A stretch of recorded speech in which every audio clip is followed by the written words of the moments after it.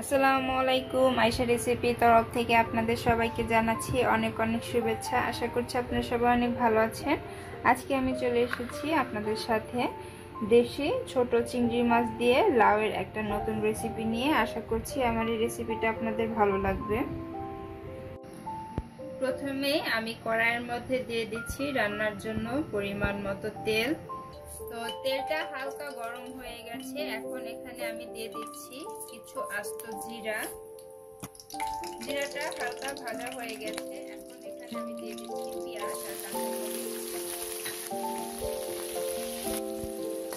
আমি এখন এই পেঁয়াজ কাঁচামরিচটাকে ভেজে নিচ্ছি।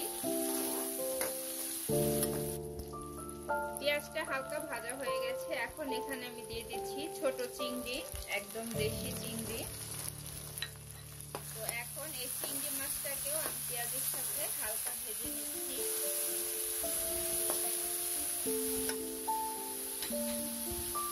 এখানে দিয়ে দিচ্ছি পরিমাণ মতো লবণ। এরপর আবারও সবকিছু আমি হালকা করে নেড়ে নিচ্ছি। তো এটা হালকা ভাজা হয়ে গেলে এখানে আমি আদা বাটাটা দিয়ে দেব।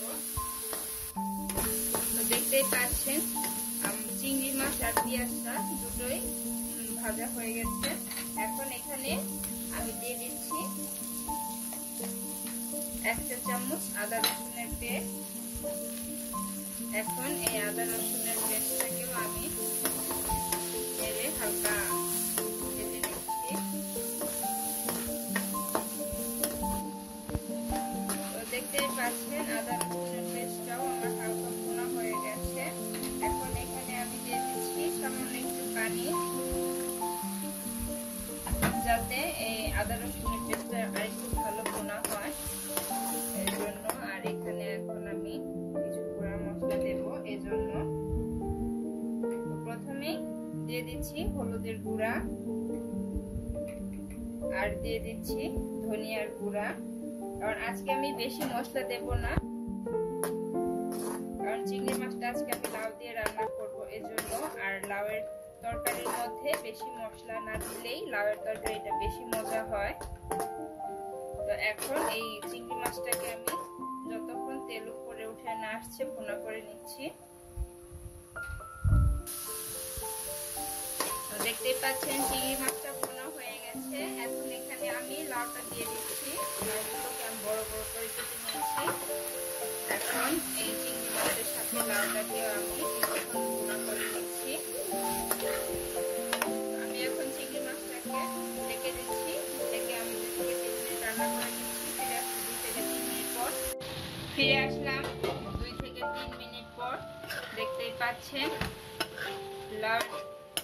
লাউটা অনেকটা অর্ধেকটাই হয়ে এসেছে। এখন আমি এখানে সামান্য একটু ঝোল দিয়ে দেব, কারণ এই লাউটা অনেক কচি ছিল এজন্য অল্পতেই লাউটা একদম সেদ্ধ হয়ে গেছে। তো এখন আমি এখানে পানি দিয়ে দিচ্ছি। আর আপনারা চেষ্টা করবেন যে কুসুম গরম পানি দেওয়ার জন্য। ঠান্ডা পানি দিলে তরকারি অনেক সময় টেস্টটা খারাপ হয়ে যায়, এজন্য গরম পানি দিয়ে তরকারিটা রান্না করলে টেস্টটা ঠিক থাকে। তো দেখতেই পাচ্ছেন এখানে আমি ঝোলটা দিয়ে দিয়েছি। এখন এই ঝোলটা আমি শুকানোর আগ পর্যন্ত রান্না করে নিচ্ছি। ফিরে আসছি 5 থেকে 6 মিনিট পর। ফিরে আসলাম 4 থেকে 5 মিনিট পর।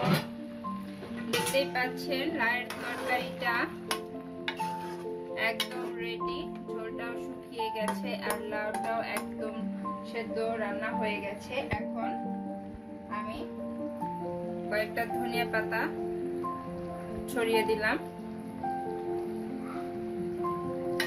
এখন হালকা নেড়ে দিচ্ছি। তো লাউয়ের তরকারিটা একদম রেডি।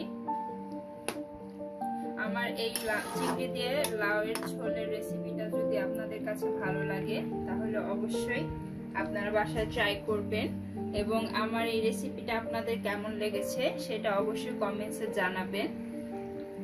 তো ভালো থাকবেন সবাই। আল্লাহ হাফেজ।